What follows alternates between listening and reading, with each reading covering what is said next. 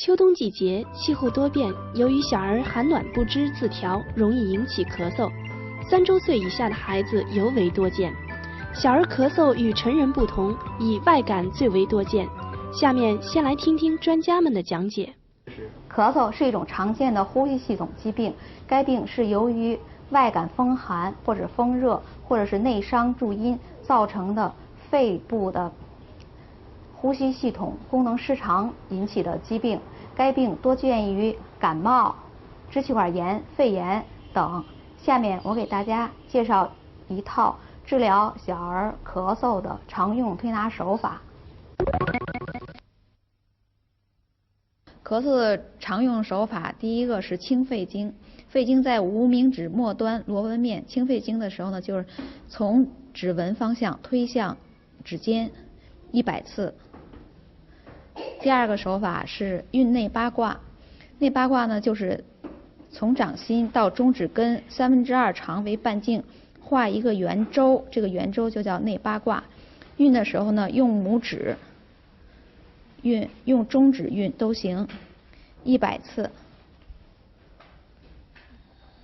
第三个手法是揉膻中。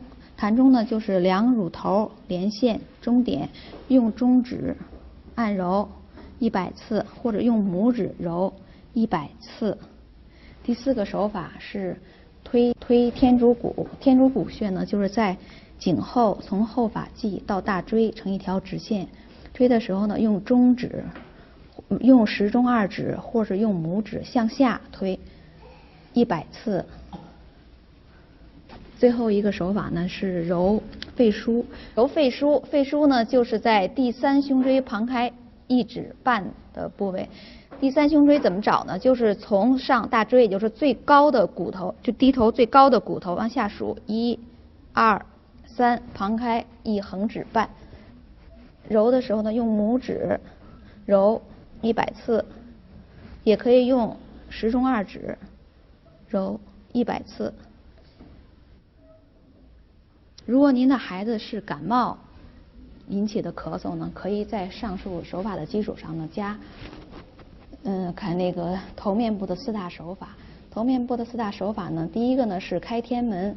天门穴呢，就是在两眉连线中点到前发际成一条直线。开的时候呢，用2个手固定住孩子的头部，用2手的拇指呢从眉推向前发际，就是一个方向推30次。完了呢，在第2个手法呢是分推坎宫。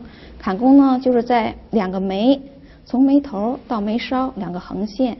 推的时候呢，也是用2个手固定孩子的头部两侧，用2个手的拇指呢向两旁做分推30次。